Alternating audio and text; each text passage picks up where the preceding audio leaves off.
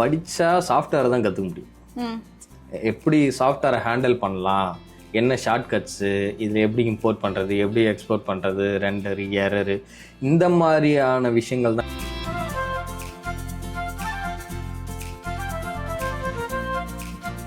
Ninety % of films வந்து அங்கேயே decide பண்ணும், இது லீனியராக சொல்ல போகிறோமா நான் லீனியராக சொல்ல போகிறோம். சின்ன மேபி ஒரு 2 படங்கள் வந்து எடிட்டிங் டேபிளில் பண்ணலாம். அதால் தான் நான் எடிட்டருக்கு அவார்டு கொடுத்தாங்கன்னா வந்து அது எடிட்டருக்கான அவார்டு கிடையாது, அது ஸ்க்ரீன் பிளேக்கான அவார்டுன்னு தான். நான் வந்து பயங்கரமாக பர்ஃபார்ம் பண்ணுறாரு YGM. அவர் சுரேஷ் கிருஷ்ணா சார் என்ன சொல்கிறாரு, இது ஓகேடா, இது ஹோல்ட் ஆகுது, இதை ஏன் நம்ம இன்டர்கட் பண்ணால் இன்னும் இன்ட்ரெஸ்டிங்காக இருக்கும்னு தோணுது, என்ன சொல்கிற அப்படின்னாரு. இன்னைக்கு நான் பேசின எல்லா விஷயங்களுமே வந்து இன்னைக்கு இருக்கிற சூழல்லேருந்து எனக்கு கிடைத்த அனுபவங்களை வச்சு நான் பேசின ஒரு விஷயந்தான். இது வந்து போக போக எப்படி மாறும்னு எனக்கு தெரியல.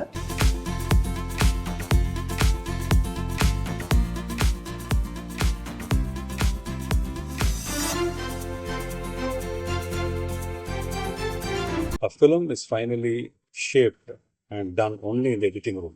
என்னோட எல்லா ஃபிலிம்ஸ்லையும் சரி, எடிட்டிங் எப்போதுமே ஒரு நல்ல பேர் இருக்கும். டேக் சத்யா, அண்ணாமலை, பாஷா, ஒரு சின்ன படம் ஆஹாலேருந்து எல்லாத்துலேயுமே நான் எடிட்டிங் அவ்வளோ இம்பார்ட்டன்ஸ் கொடுத்து நான் பண்ணுவேன். அப்போது எடிட்டிங் மேலே ஃபுல்லி டிபெண்ட்டாக இருப்பார் ஒரு டைரக்டர். எல்லாத்தையும் ஷூட் பண்ணி அப்படியே வந்துடும், அவர்கிட்ட பல்காக வந்துடும். ஏன்னா தெர் இஸ் டபுள் யூனிட்ஸ் நடக்கும், there is so much of work. But ஒரு எடிட்டர் வந்து ரொம்ப தெளிவாக இருப்பார் அந்த இடத்துல. And when I saw his work, first time editor Richard என்னோட ஒர்க்கு ஐ வாஸ் இம்ப்ரெஸ்ட். ஒரு நான் பண்ணின ஒர்க்குக்கு வந்து நான் சினிமாவில் வந்து நானே போய் எடிட்டிங் எனக்கு டைம் கிடைக்கும், இங்கே டைமே கிடைக்கல, வந்துட்டே இருந்தது.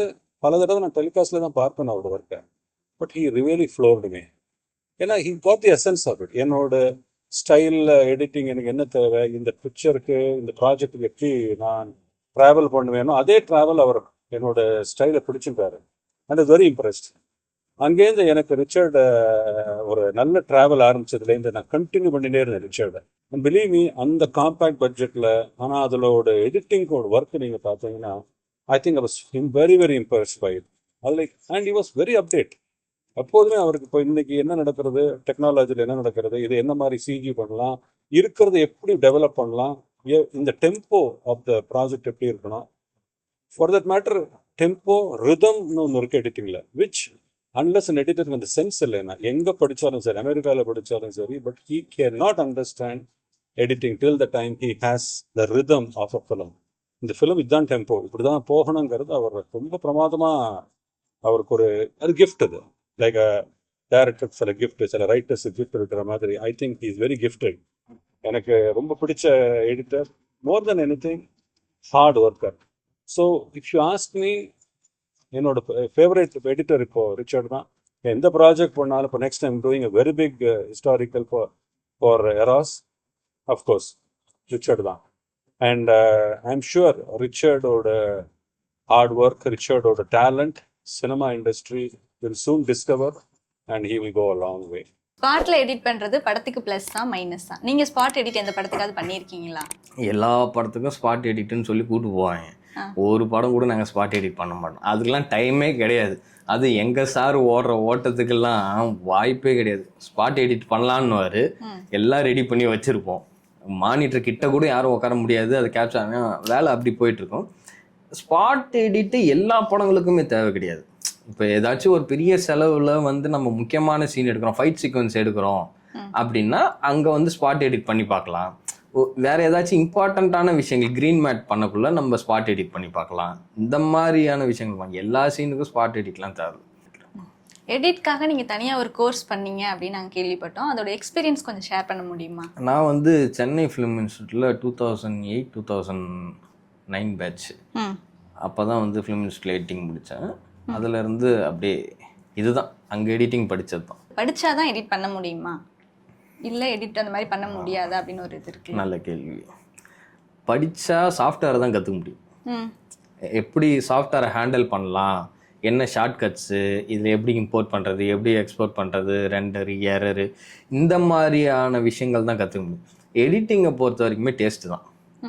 எல்லா டேரக்டர்ஸுமே வெல் நாலேஜ்டு இன் எடிட்டு. அவங்களெல்லாம் அவங்களுக்கு இந்த சாஃப்ட்வேர் தெரியாததால தான் நம்பர், அதால தான் பாலுமகேந்திரா சார் வந்து ஆப்ரேட்டர்னாரு. அவருக்கு எடிட் தெரியும், எனக்கு ஆப்ரேட்டர் தான் தேவை. அந்த மைண்ட் செட்டில் இருந்தவங்க அவங்கலாம். அதுமாரி எல்லா டேரக்டர்ஸுமே நல்ல எடிட்டர்ஸ், மைண்டில் வந்து பக்காவான எடிட்டருங்க. சாஃப்ட்வேர் தெரியாததால நம்ம எடிட்டராக இருக்கும், இவ்வளோதானே தவிர வேறு எதுவுமே கிடையாது. அதால் சாஃப்ட்வேர் தெரிஞ்சுட்டா மட்டுமே எடிட்டர் ஆகிட முடியாது. அவங்கவுங்க டேஸ்ட்டு அவங்கவுங்களோட இன்புட்ஸை வாங்கி எப்படி கன்வே பண்ணி ஃபைனல் அவுட்புட் எப்படி கொடுக்குறாங்களோ அதான். படித்தா சாஃப்ட்வேர் கற்றுக்கலாம், எடிட்டிங் வந்து டேபிளில் உட்காந்து தான் கற்றுக்க முடியும். ஓகே. சில எடிட்டர்ஸ்லாம் எடிட்டர் ரூம்ல ஏதோ பொக்கிஷம் வச்சு பாதுகாக்கிற மாதிரி உள்ளேயே விட மாட்டாங்க, யாரையுமே விட மாட்டாங்க. நீங்க உங்க எடிட்டர் ரூம்ல யாரெல்லாம் அலோவ் பண்ணுவீங்க? அந்த ரூம்ல அப்படி என்னதான் வச்சிருப்பீங்க இம்பார்ட்டன்ட்டா? ஏன் எடிட் ரூமில் எல்லாருமே வருவாங்க, ஒன்றும் கிடையாது, வேலை பார்க்குறோன்னு சொல்லிட்டு நாங்கள் சும்மா உட்காந்துருப்போம், அதெல்லாம் யாரையும் உள்ளே வர வேணான்னுவாங்க. மற்றபடி எடிட் ரூம்லலாம் பெரிய பொக்கிஷன்லாம் இங்கே எதுவுமே கிடையாது. மேபி இதுக்காக எடிட் ரூமில் வரக்கூடாதுன்னு சொல்லுவாங்க. இப்போ வேற ஒருத்தவங்களோட ஃபுட்டேஜ், வேற ஒருத்தவங்களோட படம் ஒர்க் பண்ணக்குள்ள அடுத்தவங்க அந்த இதை பார்த்துடக்கூடாது, வெளியில் ஏதாச்சும் நியூஸ் போவோம் அப்படின்றதுக்காக மேபி இருக்கலாமே தவிர எடிட்டிங் ரூமில் பொக்கிஷன்ல எதுவும். ஓகே சார், படத்தோட ஷார்ட்ஸ்லாம் நீங்கள் செலக்ட் பண்ணுவீங்களா, இல்லை எது வேணும் அப்படின்னு டேரக்டர் உட்காந்து உங்களுக்கு இன்ஸ்ட்ரக்ஷன் மட்டும் கொடுப்பாங்களா? அதுதான் டேரக்டர்ஸை பொறுத்து தான். இப்போ விக்ரமன் சார் வந்து ஃபுல் ரஷ் பார்ப்பாரு, ரஷ் பார்த்துட்டு அங்கேருந்து இந்த ஷார்ட் வச்சுக்கலாம் இந்த ஷார்ட் வச்சுக்கலாம் மார்க் பண்ணுவாங்க. சுரேஷ் கிருஷ்ணா சார் வந்து நீ பாரு, அவர் வந்து ஒன் மோர் எடுத்தால் ஏதாச்சும் டெக்னிக்கல் ப்ராப்ளமாக இருக்கணும், இல்லைன்னா வேறு ஏதாச்சும் அவருக்கு ஆர்டிஸ்ட்கிட்ட இம்ப்ரோவைசேஷன் தேவைப்படுறது, அதால தான் ஒன் மோர் கேட்பாங்களே தவிர மற்றபடி டேரக்டர்ஸ் பெருசாக அதில் தலையிட மாட்டாங்க. ஓகே சார், ஒரு யங் ஏஜில் ஒரு எடிட்டராக நீங்கள் உள்ளே வந்திருக்கீங்க, உங்களுக்கு எந்த அளவுக்கு ஃபேமிலி சப்போர்ட் இருந்தது, ஒர்க்கில் எவ்வளோ சப்போர்ட் உங்களுக்கு கொடுத்தாங்க? ஃபேமிலிலாம் பயங்கர சப்போர்ட். ஃபேமிலி சப்போர்ட் இருந்ததால் தான் இவ்வளோ இதுக்கு வர முடியுது, நம்ம இந்த துறைக்கே வர முடியுது. ஓகே சார், உங்கள் இன்ஸ்டா பேஜில் நீங்கள் ஃபிலிம் அவார்டு வாங்கினது, அதாவது ஷார்ட் ஃபிலிம்க்கு அவார்டு வாங்கினதுலாம் பார்த்துருக்கோம். அப்போ உங்களுக்கு எந்த அளவுக்கு ஹாப்பியாக இருந்தது, அந்த மொமெண்ட் பற்றி எக்ஸ்பிளைன் பண்ண முடியுமா? ஆக்சுவலாக அவார்டு வாங்குறதுக்கு முன்னாடி வரைக்கும் ஏதாச்சும் ஒன்று பண்ணி ஒரு அவார்டு வாங்கிடணும் அப்படின்ற இது இருந்தது. அந்த அவார்டு வாங்கிட்டு அப்புறம் ஒரு கொஞ்ச நாள் அதை நான் அனுப்புகிற எல்லா இடத்துலையுமே அவார்டு கிடச்சிட்டு இருந்தது. Best director, best editor, best director அப்படின்னு. அது ஒரு short film contest, short film தான், அது பைலட்டாக நான் பண்ணேன். எல்லா ஷார்ட் ஃபிலிம் ஃபெஸ்டிவல்ஸ்க்கும் அனுப்பிச்சிட்டு இருந்தேன், எல்லாத்துலேயுமே பெஸ்ட் டைரக்டர் பெஸ்ட் எடிட்டர்னு வாங்கிச்சு, நார்வேலும் வாங்கிச்சு. அப்புறம் ஒரு கட்டத்தில் அதை நான் நிறுத்திக்கலான்னு தோணுச்சு. ஏன்னா வந்து நம்ம வந்து இவ்வளோ வருஷம் ஒரு எக்ஸ்பீரியன்ஸு, ஒரு அப்போ நான் அது பண்ணக்குள்ளே ஒரு 5 வருஷமாச்சு இருந்திருக்கும் மினிமம் நான் இண்டஸ்ட்ரியில் இருந்து. ஸோ இவ்வளோ எக்ஸ்பீரியன்ஸோடு போயிட்டு ஒன்று பண்ணி புதுசாக வர ஃப்ரெஷர்ஸ் பசங்க அவங்க கூட நம்ம காம்படிட் பண்ணுறோம், அது வந்து எனக்கு சரியாக படலை. ஸோ அதால் நான் அதை நிறுத்திக்கிட்டேன். அதை வந்து நான் பெருசாக மைண்ட்லேயே ஏற்றிக்கல. நமக்கான இடத்துல போயிட்டு நம்ம சண்டை போட்டு நம்ம ஜெயிச்சோன்னா பரவாயில்ல. இங்கே வந்துட்டு இது பசங்க இப்போ தான் வராங்க, விஸ்காம் பசங்க, காலேஜ் பசங்க ஃபஸ்ட் இயர் படிச்சுட்டு வராங்க, அவங்க ஏதோ ஒன்று பண்ணியிருப்பாங்க. நம்ம இங்கே நல்லா ப்ரொடக்ஷன் வச்சுக்கிட்டு நல்லா கேமராமேன் வச்சுக்கிட்டு எல்லா யூனிட்டை வச்சு ஒன்று ஷூட் பண்ணிவிட்டு அதுக்கு அவார்டு வாங்குறது எனக்கு பெருசாக இல்லை. பட் இன்ஸ்டா பேஜ்லலாம் இருக்கட்டும். ஓகே சார், இப்போ புதுசாக ஒரு ஃபிலிம் பண்ணுறவங்க இல்லை ஒரு ஷார்ட் ஃபிலிம் பண்ணுறவங்களே ஒரு எடிட்டரோ ஒரு டேரக்டரோ அவங்களுக்கு நீங்கள் இன்ஸ்ட்ரக்ஷன் சொல்லணும், இப்படி எடுத்தால் ஃபிலிம் ஃபெஸ்டிவலில் இந்த மாதிரி செலக்ட் ஆக முடியும் அப்படின்னு ஒரு 4 இன்ஸ்ட்ரக்ஷன் ஏதாவது சொல்ல முடியுமா? நினச்சதை எடுங்க, அவ்வளோதான். இந்த வெற்றிமாறன் சார் சொல்கிற மாதிரி தான், more you go regional it becomes international. உனக்கு தெரிஞ்சதை மட்டும் பண்ணால் போதும். அது வந்து அது உலகத்தில் வேறு யாருக்குமே தெரியாது. உனக்கு தெரிஞ்சதுன்றதை நீ நம்பணும். உன் வாழ்வாதாரமோ உன்னை சுற்றி இருக்கிற கதைகளோ நீ பார்த்ததோ உன் அனுபவத்திலேருந்து ஒன்று வந்தால் தான் அது உண்மையாக இருக்கும். அது அப்போ தான் நீ உணரவும் முடியும். அது கூட உனக்கு ஒரு கனெக்ஷன் இருக்கும். அந்த ப்ராஜெக்டு, அந்த ஸ்கிரிப்டு எல்லாத்துலேயும் உனக்கு தெரியாத ஒரு ஃபீல்டு, ஒரு தெரியாத ஒரு விஷயத்துக்குள்ளே போயிட்டு பண்ணாதீங்க. அதுதான் என்னோட இதாக இருக்கும். இப்போ ஸ்க்ரீன் பிளேல ஒரு ஸ்டோரி எழுதிட்டு எடிட்டிங் டேபிள் அந்த ஃபுட்டேஜ்லாம் பார்த்ததுக்கப்புறம் இல்லை இதை இப்படி மாற்றினா நல்லாயிருக்கும் அப்படின்னு ஒரு ஸ்டோரியை ஃபுல்லாக மாற்றிருக்காங்களா டேரக்டர்ஸ் யாராவது? பண்ணுவாங்க, பண்ணலாம். ஸ்டோரி மாற்றிருக்காங்க, ஃபுல் ஸ்டோரி மாற்ற மாட்டாங்க, ஏதாவது ஒரு 2 சீன். இப்போ எந்த படங்கள் என்னென்னலாம் சொல்ல முடியாது. ஆனால் என்னென்னா ஒரு ஆர்டிஸ்டே படத்தில் இல்லாமல் பண்ணுவாங்க. ஒரு ஆர்டிஸ்ட் ஃபுல்லாகவே படத்தில் இருக்காங்க. நான் பண்ண படங்கள்லேயே சரி, ஒரு ஆர்டிஸ்ட் ஃபுல்லாக அந்த படத்தில் இருந்தார். அப்புறம் உட்காந்துட்டு அவர் வேணாம், அது அந்த ட்ராக் தப்பாக இருக்குன்னக்குள்ள அவங்க இல்லாமலே பண்ணோம். ஃபுல்லாக அவர் அவாய்ட் பண்ணால் அது வேற ஒன்று வருது. அப்போ அங்கேருந்து ஒரு ஸ்க்ரீன் ப்ளே பண்ணக்குள்ள இன்ட்ரெஸ்டிங்காக இருக்கும்.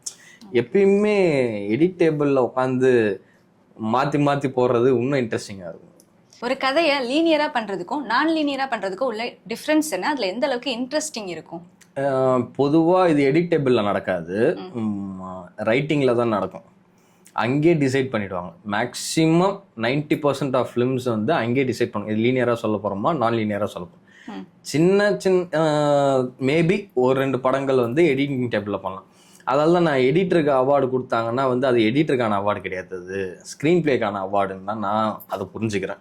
மற்றவங்க அதை எப்படி புரிஞ்சுக்கிறாங்க தெரியல. என்னோட புரிதல் வந்து எடிட்டருக்கு ஒரு அவார்டு வருதுன்னா ஸ்க்ரீன் பிளேக்கு. எந்த படம் நல்ல ஸ்க்ரீன் பிளே இருக்கோ அங்கே தான் வந்து எடிட்டரோட ஒர்க்கு தெரியும். ஏன்னா எடிட்டரோட ஒர்க்கு எப்படின்னா காற்று மாதிரி கண்ணுலே தெரியாது. இப்போ மியூசிக் தெரியும், கேட்க முடியுது, விஷுவல் பார்க்க முடியுது, ஆர்டிஸ்ட் பர்ஃபார்மன்ஸ். ஸோ இவங்கள பற்றியே எல்லாருமே பேசிகிட்டு இருப்பாங்களே தவிர எடிட்டர்ஸை பற்றி யாருமே பேச மாட்டாங்க. அந்த புரிதெல்லாம் எடிட்டர்ஸ்க்கு ஸ்டார்டிங்கில் வந்து இப்போ புதுசாக வர எடிட்டர்ஸ்க்கு இதெல்லாம் ரொம்ப முக்கியமாக இருக்கும். ஏன் நம்மளை பற்றி பேசலாம், அதேமாதிரி எடிட்டர்ஸுக்கு தான் இருக்கிறதுலே சம்பளம் கம்மி. ஆனால் நம்ம தான் இந்த கப்பலே ஓட்டுற ஃபீல்டில் இருப்போம் உட்காந்து இந்த எடிட்டிங் ரூமில். ஆனால் என்னென்னா எடிட்டருக்கு தான் இருக்கிறதுலே மினிமல் சேலரியே. ஸோ இந்த மாதிரி விஷயங்கள்லாம் இருக்கும். ஸோ ஸ்க்ரீன் பிளே பொறுத்த வரைக்கும் அது வந்து பேப்பரில் டிசைட் பண்ணால் அது இன்னும் சூப்பராக வரும், எடிட்டுக்கு இன்ட்ரெஸ்டிங்காக இருக்கும். ஒரு படத்துக்கு எவ்வளோ சேலரி வாங்குவீங்க? நம்ம கேட்குறோம், அவங்க கொடுக்கல, அது கொடுக்கவும் மாட்டாங்க. யூனியனை பொறுத்த வரைக்கும் ஒரு எடிட்டருக்கு வந்து பேசிக்காக 2 to 3 years எக்ஸ்பீரியன்ஸ் இருக்கிற எடிட்டர்ஸ்க்கு வந்து 2 lakhs 3 lakhs பே பண்ணணும். 5 to 6 years எக்ஸ்பீரியன்ஸ் இருக்கிற எடிட்டர்ஸ்க்கு 8 lakhs பே பண்ணணும். 12 to 15 years சீனியர் எடிட்டர்ஸுக்கு வந்து 10 lakhs 12 lakhs பே பண்ணணும். இது வந்து எடிட்டர்ஸ் யூனியனில் சொல்கிறது, இதை நான் வாங்குறது இல்லை, டிக்ளைமர். ஓகே ஓகே சார், உங்களுக்கு படம் எடிட் பண்ணி முடிச்ச உடனே ஒரு ஃபீல் வரும்ல, இந்த படம் கண்டிப்பாக நல்லா சக்ஸஸ் ஆகும் அப்படின்னு நினச்சி அது ஓடாமல் இருந்து, இல்லைன்னா இந்த படம் என்ன அவ்வளோ இன்ட்ரெஸ்டிங்காலாம் இல்லை, இது அவ்வளோவா ஓடுமான்னு தெரியல அப்படின்னு நீங்கள் ஃபீல் பண்ணி இந்த படம் சக்ஸஸ் ஆயிருக்கா? படம் பேர் வேண்டாம், ஜஸ்ட் இல்லை படம் பேரே சொல்லல, நம்ம பண்ண படம் தானே, எல்லாம் நம்ம ஆட்கள் தான். பாலைன்னு ஒரு படம் பண்ணேன். அந்த படம் வந்து நான் எடிட் பண்ணக்குள்ள அந்த படம் ரிலீஸ் ஆகி அது வேற மாதிரி இருக்கும். அடுத்த நாள் காலைல வந்து நம்மளை சுற்றி ஒரு 60 மீடியாக்கள் இருக்க போகுது, காலைல தூங்கி எழுந்திரிச்ச உடனே நம்ம இன்டர்வியூ கொடுக்க போகிறோம், பயங்கர பிஸியாக இருக்க போகிறோம் அப்படின்னு நான் நினச்சிட்டு இருக்கேன். ஏன்னா ஃபர்ஸ்ட் படம் வேற இல்லை அப்படின்னு நினச்சிட்டு இருக்கேன். இன்னொன்று அதே மாதிரி சம்பவங்களும் நடந்தது. நான் அந்த படத்தில் எப்பயுமே அசிஸ்டன்ட் டைரக்டர் சைடும் ஒர்க் பண்ணுறதால அந்த சைட்லேயும் ஒர்க் பண்ண, ப்ரொடக்ஷன் சைட்லையும் கொஞ்சம் ஒர்க் பண்ணக்குள்ள தேட்டருக்கு போகிறது, தேட்டருக்கு காசு கட்டுறது, பணம் கட்டுறது, ஒரு ஷோக்கு, இந்த மாதிரி வேலைகளும் செஞ்சுட்டு இருந்தேன். அப்போ இந்த பக்கம் பாலுமகேந்திரா சார் படத்தை பார்த்துட்டு 45 வருடம் என் சினிமா வரலாற்றில் இப்படி ஒரு படைப்பை நான் ஏன் பண்ணலாம் சொல்லி வருந்துறேன்னு எழுதி கொடுக்குறாரு. அது படிக்கக்குள்ளேயே எங்களுக்கெல்லாம் கண்ணு கலங்குது. அவருக்கு அடுத்த நாள் கண்ணு ஆப்ரேஷன். அவர் உக்காந்துட்டு இந்த லெட்டரை என் கைப்பட எழுதணும்னு நான் எழுதியிருக்கேன் இந்த படத்தை பார்த்துட்டு. ஏன்னா வேற யாராச்சும் வச்சு எழுதினாலும் இந்த படத்துக்கு நான் செய்கிற துரோகம், இப்படியெல்லாம் பேசிட்டு இந்த பக்கம் அவரை பார்த்துட்டு வெளியில் வரோம் டீ கடைக்கு, தேட்டர்லேருந்து ஃபோன் வருது, சார் ஆடியன்ஸே வரல, படத்தை எடுத்துடலாமா அப்படின்னு. ஸோ இப்படி புரிஞ்சுக்கிறதா விகடன் வந்து செந்தமிழனுக்கு தமிழ் வணக்கம்னு சொல்லி ஆரம்பிக்குது. குமுதமும் மதிப்பெண்களை தாண்டி மனதார பாராட்டோம்னு சொல்கிறாங்க. இப்படி இங்கே பக்கம் இப்படி போகுது, இந்த பக்கம் தேட்டரில் ஆள் வரல, படத்தை எடுத்துடலாமா. ஸோ முதல் படமே நான் என்னோட பர்ஸ்பெக்டிவ் பாருங்கள், காலைல நம்ம வந்து இன்டர்வியூ கொடுக்க போகிறோம், என்ன பேச போகிறோம்னு தெரியல, என் பர்ஸ்பெக்டிவ் இது. ஸோ இதில் இருந்து இங்கேருந்து தான் அந்த அண்டர்ஸ்டாண்டிங் ஸ்டார்ட் ஆகுது, ஒரு புரிதல் இங்கேருந்து தான் ஆரம்பிக்குது. ஓ அப்போ நம்ம நினைக்கிறது வந்து இப்படி இல்லை, நிறைய விஷயங்கள் வேறு மாதிரி இருக்குது அப்படின்னு சொல்லிட்டு கொஞ்சமாக தான். நம்ம அப்படி சொன்னா ஆடியன்ஸை ஜட்ஜ் பண்ற மாதிரி இருக்காதா? என்னது இந்த மாதிரி ஒரு நல்ல படத்தை ஆடியன்ஸ் யாரும் வந்து பார்க்கல அப்படின்னு சொல்லும்போது ஆடியன்ஸை ஜட்ஜ் பண்ற மாதிரி இருக்காதா? தப்பே இல்லையே, அது வரலாற்று தானே. கமல்ஹாசன் சார், ரஜினி சார் எல்லாருமே அதை ஃபேஸ் பண்ணுவாங்க தானே. நல்ல படங்கள் ஓடலன்றது உண்மை தானே, இன்னைக்கு வரைக்கும் அது உண்மை தானே. இப்போ பரவாயில்ல, ஓடிடி பிளாட்ஃபார்ம்ஸ் வருது, சோஷியல் மீடியா நிறைய இருக்கிறதால யாரோ ஒருத்தவங்க படம் பார்த்துட்டு எங்கேயோ ஒருத்தவங்க எழுதுறாங்க. அன்றைக்கி வந்து விகடனில் வரணும், குமுதத்தில் வரணும், இந்த ரிவ்யூக்காகவே சன் டிவியில் ஒரே ஒரு ரிவ்யூ வரும். இன்னைக்கு ஒரு ஷோ முடியறதுக்குள்ள 100 ரிவ்யூ வர்றதால இன்னைக்கு அந்த ப்ராப்ளம் பெருசாக இருக்காதுன்னு நினைக்கிறேன். ஆனால் ஆடியன்ஸ் வந்து ஜட்ஜ் பண்ணுறோம் அப்படிலாம் கிடையாது. இப்போ சுந்தர்சி சாரோட ஒரு இன்டர்வியூவில் பார்க்கல தான் சொன்னார், அன்பே சிவம் படத்தை பற்றி யாராச்சும் பேசினாலே எனக்கு கோவம் வரும்ன்றாரு. ஏன்னா அன்பே சிவம் நல்ல படம், இன்னைக்கு எல்லாருக்குமே பிடிச்ச படம். ஆனால் அது அன்னைக்கு ஓடல, அன்னைக்கு அது பெருசாக நம்பர்ஸ் பண்ணலை. நம்பர்ஸ் தான் இங்கே நடக்கிறது, நம்பர் கேம் தான். நம்பர்ஸ் இல்லைன்னா எதுவுமே ஒர்க் ஆகாது. ஓகே சார், ஒருவேளை அந்த பாலை படம் அன்னைக்கு நைட்டு நீங்க என்ன ப்ரிப்பேர் பண்ணிருப்பீங்க? காலையில ஒரு 60 பேர் இன்டர்வியூ எடுத்தாங்கன்னா நம்ம என்ன பேசணும்னு சொல்லிட்டு ஏதாவது ப்ரிப்பேர் பண்ணிருக்கீங்களா? 10 வருஷம் ஆயிடுச்சு, எனக்கு ஞாபகம் இல்லை. ஆனால் அந்த உணர்வு எனக்கு இன்னும் புரியுது. அது வந்து பயங்கரமான ஒரு இது. ஏன்னா நமக்கு தெரியாதுல்ல, அதை பற்றி சுத்தமாக தெரியாது. ஒரு முதல் படம் பண்ணுறோம், அது பப்ளிக்கு போக போகுது.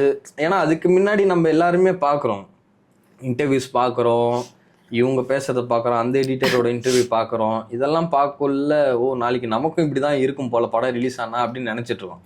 அது எல்லா படத்துக்கும் இல்லைன்ற புரிதல் வந்து பின்னாடி போக போக தான் அது புரிஞ்சது. இப்போ வர எங்க எடிட்டர்ஸ்க்கு நீங்க கொடுக்குற ஒரு அட்வைஸ்னா என்னவா இருக்கும்? எங்க எடிட்டர்ஸுக்கு கொடுக்குற அட்வைஸ் வந்து புதுசா இன்ட்ரெஸ்ட்டுக்குள்ள வர்றவங்க பேஷன்ஸாக இருங்க. முடிஞ்ச அளவுக்கு டெக்னிக்கலாக ஒரு விஷயத்த அப்ரோச் பண்ணுறது முக்கியம்தான் எடிட்டிங்கில். ஆனால் எல்லா படங்களுக்கும் அது பொருந்தும்னு சொல்ல முடியாது. ஸோ கதை எது தேவைப்படுதோ, கதை என்ன உங்ககிட்ட டிமாண்ட் பண்ணுதோ அதை மட்டுமே பண்ணால் போதும். ஓகே சார், ஆடியன்ஸ்க்கு ஏதாவது சொல்லணும்னா நீங்கள் சொல்லலாம். ஒன்றும் இல்லை, நல்ல படங்களை பாருங்கள், நல்ல படங்களுக்கு சப்போர்ட் பண்ணுங்கள், நல்ல படங்களை ஓட வைங்க. அது எல்லாருக்குமே நல்லது. இன்றைக்கி நான் பேசின எல்லா விஷயங்களுமே வந்து இன்றைக்கி இருக்கிற சூழல்லேருந்து எனக்கு கிடைத்த அனுபவங்களை வச்சு நான் பேசின ஒரு விஷயந்தான்.